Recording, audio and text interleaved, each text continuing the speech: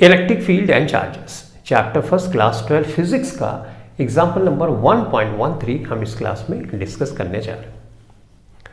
Example number 1.13 says an early model for an atom considered it to have a positively charged point nucleus Za।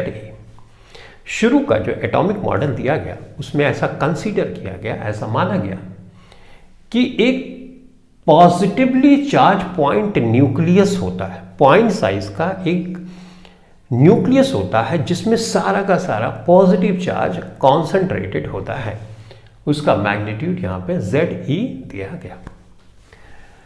Surrounded by a uniform density of negative charge up to a radius r। और ये जो point size का nucleus है ये negative charge के द्वारा surround किया गया और ये नेगेटिव चार्ज यूनिफॉर्मली डिस्ट्रीब्यूटेड है कैपिटल R डिस्टेंस तक। The atom as a whole is neutral. तो कोई चीज न्यूट्रल, इलेक्ट्रिकली न्यूट्रल तभी होती है जब उसमें पॉजिटिव चार्ज और नेगेटिव चार्ज इक्वल मैग्नीट्यूड का हो। यानी कैपिटल Ze जो मैग्नीट्यूड है पॉजिटिव चार्ज का, ये बराबर होगा नेगेटिव Ze के। तो पॉजिटिव और नेगेटिव बराबर होगा, तो इसका मतलब ये हुआ कि ये एटम इलेक्ट्रिकली न्यूट्रल होगा। अब हमको what is the electric field at a distance r from the nucleus ये फाइंड करनी है। तो यहां से r की डिस्टेंस ऐसी हो सकती है जो कैपिटल R से छोटी हो, वहां इलेक्ट्रिक फील्ड हमको निकालना हो, या ऐसा भी हो सकता है जो स्मॉल r जो हो कैपिटल R से छोटा हो। तो दो कंडीशन हमको यहां पर कंसीडर करके चलना है। पहला केस ऐसा हो सकता है कि r जो है जहां पे इलेक्ट्रिक फील्ड निकालनी है ये कैपिटल R से बड़ा हो, ठीक। और दूसरा केस ऐसा हो सकता है कि जो R है ये कैपिटल R से बड़ा हो। तो इलेक्ट्रिक फील्ड निकालने के लिए हम फ्लक्स सबसे पहले निकालते हैं। बाय डेफिनेशन हम फ्लक्स निकालेंगे। तो फ्लक्स का बाय डेफिनेशन फार्मूला जो होता है phi is equal to EA cos theta होता है। E जहां इलेक्ट्रिक फील्ड है, A एरिया वेक्टर है और cos थीटा एरिया वेक्टर और इलेक्ट्रिक फील्ड के बीच का एंगल है। तो अगर मान लो सबसे पहले केस 1 को मैं कंसीडर करूं तो Z यानी जहां पे टोटल पॉजिटिव चार्ज कॉन्सेंट्रेटेड है वहां से r डिस्टेंस पे इलेक्ट्रिक फील्ड निकालना चाहता हूं, तो हमने एक गाउसियन सरफेस यहां पे कंसीडर कर लिया।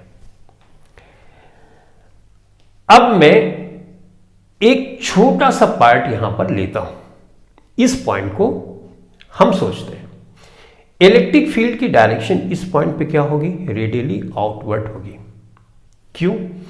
क्योंकि टोटल जो चार्ज है Ze है वो हमारा Ze इस छोटे से पार्ट में कॉन्सेंट्रेटेड है। मैग्नीट्यूड इसका इक्वल है इस पूरे वाले नेगेटिव चार्ज के। तो नेगेटिव चार्ज यहां पे तो थोड़ा है और पॉजिटिव चार्ज पूरा का पूरा है। इसका मतलब यहां का जो पॉजिटिव चार्ज है इस नेगेटिव चार्ज से ज्यादा मैग्नीट्यूड का इस स्फीयर के अंदर होगा। तो फाइनली जो इलेक्ट्रिक फील्ड की डायरेक्शन होगी वो बाहर की तरफ जाएगी, क्योंकि पॉजिटिव से इलेक्ट्रिक फील्ड की डायरेक्शन, इलेक्ट्रिक फील्ड निकलती है और नेगेटिव की तरफ जाती है। तो इसका मतलब इलेक्ट्रिक फील्ड की डायरेक्शन यहां पे बाहर है। एरिया वेक्टर किसी स्फीयर में आउटवर्ड वाला एक 90 डिग्री पे जो हम वेक्टर बनाते हैं उसको लेते हैं। तो इसका मतलब यहां पे 0 डिग्री एरिया वेक्टर और इलेक्ट्रिक फील्ड के बीच का एंगल है। तो बाय डेफिनेशन हम सबसे पहले फ्लक्स निकालेंगे, उसके बाद कूलम्स लॉ से, गॉस लॉ से निकालेंगे, उसको इक्वेट कर देंगे, इलेक्ट्रिक फील्ड आ जाएगी। तो पहले हम बाय डेफिनेशन करते हैं। बाय डेफिनेशन अगर मैं फ्लक्स निकालूंगा जिसको फाई से डिनोट करते हैं तो मैं लिखूंगा AE cos थीटा। मान लो r डिस्टेंस पे मैं निकालना चाहता हूं तो AE cos थीटा यहां पे 0 हो जाएगा जैसा मैंने एक्सप्लेन किया। इलेक्ट्रिक फील्ड और एरिया वेक्टर की डायरेक्शन जो है दोनों एक ही है, यानी 0 डिग्री का एंगल है, तो cos 0 की वैल्यू 1 होती है, तो हमको AE आ गया। ठीक है। अगर मैं छोटे छोटे एलिमेंट को कंसीडर करके इलेक्ट्रिक जो फ्लक्स है वो निकालूं तो इसको मैं डी फाई से दिखा सकता हूं और एरिया को डी ए से मैं डिनोट कर सकता हूं। करेक्ट। इलेक्ट्रिक फील्ड हर पॉइंट पे यहां पे सेम होगी, वो इसलिए क्योंकि डिस्टेंस सेम है तो इलेक्ट्रिक फील्ड भी सेम होगी। इंटीग्रेशन हम डी ए का करेंगे।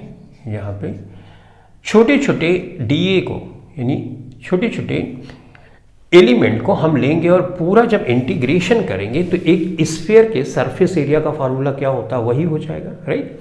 तो ये होगा 4 pi r square, 4 pi r square.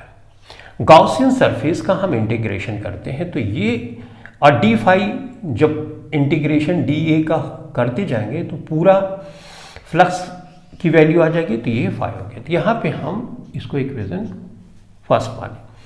अब देखो फाई की वैल्यू हम गॉस लॉ से निकालते हैं, तो गॉस लॉ का फार्मूला क्या होता है, बाय गॉस लॉ, ठीक है। तो फाई बराबर हम ये क्यू इनसाइड यहां पे करते हैं और साथ ही साथ एप्सिलॉन नॉट होती है। अब ये क्यू इनसाइड हमको यहां पे ध्यान से निकालना। देखो क्यू इनसाइड में यहां पे दो चीजें, एक तो टोटल पॉजिटिव जेड ही है, राइट।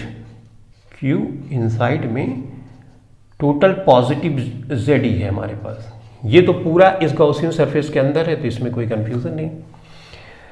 लेकिन जो नेगेटिव चार्ज है वो टोटल नेगेटिव चार्ज यहां से लेके पूरी रेडियस में फैला हुआ है, तो इतने पार्ट में कितना नेगेटिव चार्ज होगा वो हमको यहां पे पता करना पड़ेगा। तो मान लो इसको मैं जेड ई डैश दिखाता हूं इस तरह से, ठीक है। नेगेटिव में क्यों रखा, क्योंकि जो इलेक्ट्रॉन पे चार्ज होता है नेगेटिव चार्ज होता है, यहाँ नेगेटिव चार्ज रखना पड़ेगा। तो फाइनली प्लस जेड ई से माइनस जेड ई मुझे घटाना, लेकिन ये जेड डैश ई है क्या, ये अब हमको यहाँ पे सोच के निकालना पड़ेगा। देखो 4/3 पाई आर क्यूब, ये किसी स्फीयर के वॉल्यूम का फॉर्मूला है। तो इतने वॉल्यूम में टोटल जो चार्ज फैला हुआ है वो कितना है, जेड ई है। इलेक्ट्रॉन पे टोटल चार्ज जेड ई ही है, मैग्नीट्यूड तो वही रहेगा। तो यूनिट वॉल्यूम पे कितना चार्ज डिस्ट्रीब्यूटेड होगा, ये 4/3 पाई आर क्यूब होगा। लेकिन हमको तो स्मॉल रेडियस आर पे जो स्फीयर बनता है उस पे निकालना है कि टोटल कितना नेगेटिव चार्ज होगा।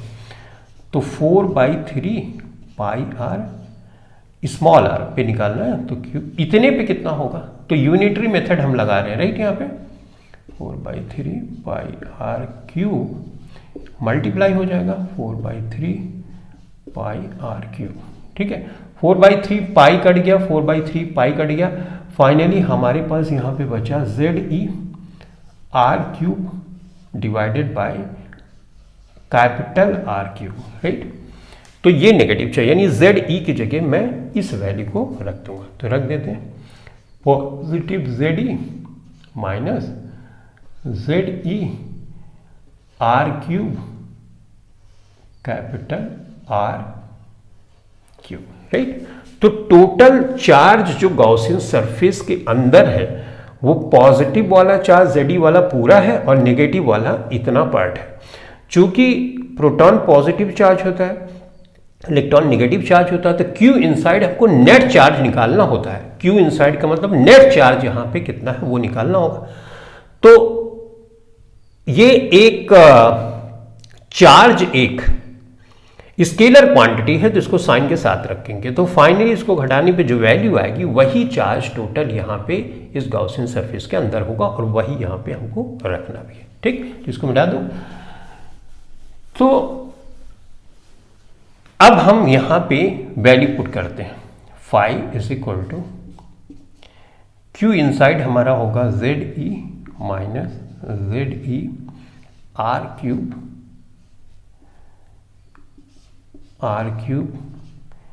Divided by epsilon naught, right. इसको थोड़ा सा सिंप्लीफाई करते हैं, ये हो जाएगा Z e r cube, cross multiply किया मैंने, Z e small r cube और एप्सिलॉन नॉट, ठीक है, इसको हम मान लेते हैं equation second. From equation first and second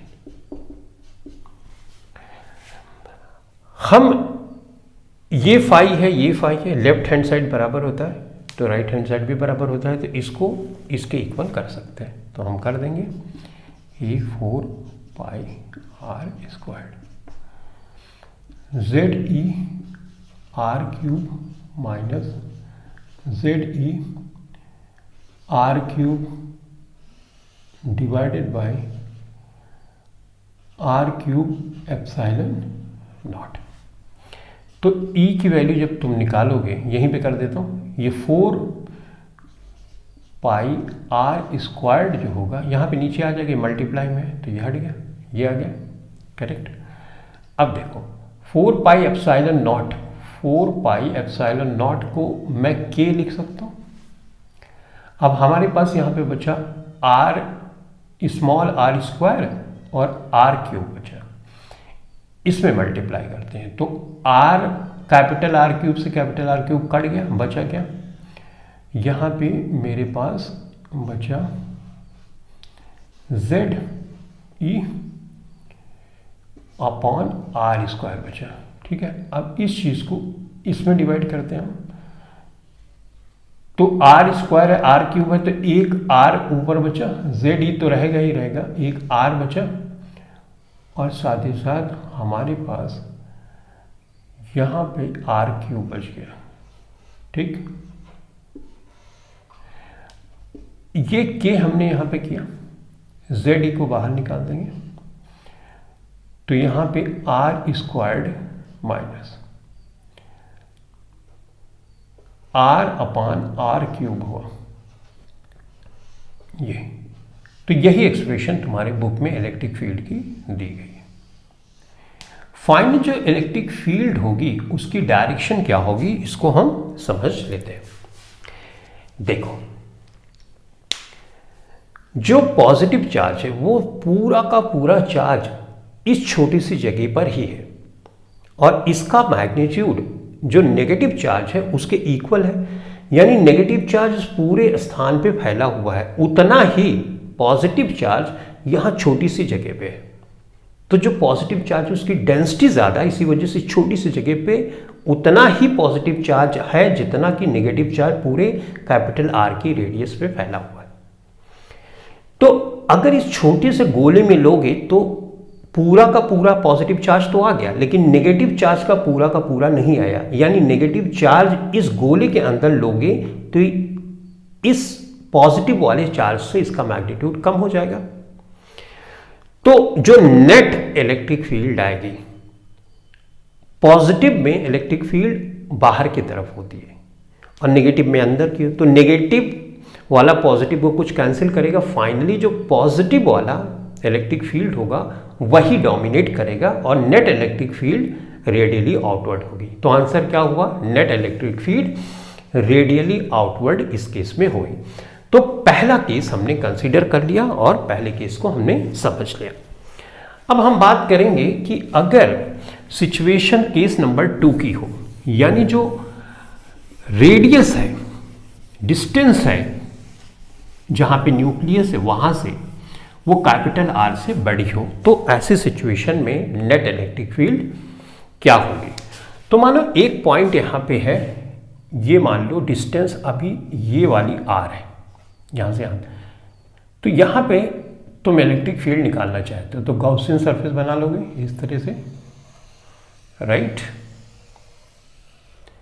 अब ये वाली डिस्टेंस यहां से यहां तक आर है, तो जैसे अभी किया था सब कुछ वैसे ही करना है। तो यहां पे आएगा ई ए, इंटीग्रेशन वगैरह करने के बाद क्या आता था 4 पाई आर स्क्वायर, ठीक है।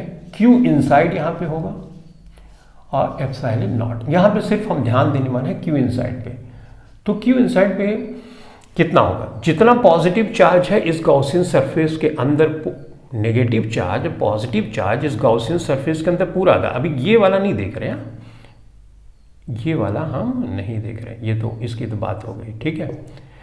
तो इस गाउसियन सरफेस के अंदर क्या जेड नहीं आया, पॉजिटिव पूरा आया, क्या नेगेटिव वाला पूरा नहीं आया, पूरा आया, यानी पॉजिटिव नेगेटिव पूरा गाउसियन सरफेस के अंदर है। तो चार्ज, नेट चार्ज जो इस गाउसियन सरफेस के इनसाइड में है वो क्या है, वो तो जीरो है, जितना पॉजिटिव उतना नेगेटिव है। ई तो फाइनली क्या हो गया, आंसर जीरो। तो ई बराबर यहां पे जीरो हो गया। तो कैपिटल आर से ज्यादा डिस्टेंस पे अगर तुम इलेक्ट्रिक फील्ड निकालोगे तो नेट इलेक्ट्रिक फील्ड इस एटॉमिक मॉडल के लिए वहां पे जीरो होगी, जबकि अंदर जो होगी इलेक्ट्रिक फील्ड अगर आर डिस्टेंस पे निकाल रहे हो तो वहां पे इलेक्ट्रिक फील्ड पॉजिटिव चार्ज ज्यादा होने की वजह से रेडियली आउटवर्ड होगी। तो ये हुआ इस क्वेश्चन का answer. Thank you very much.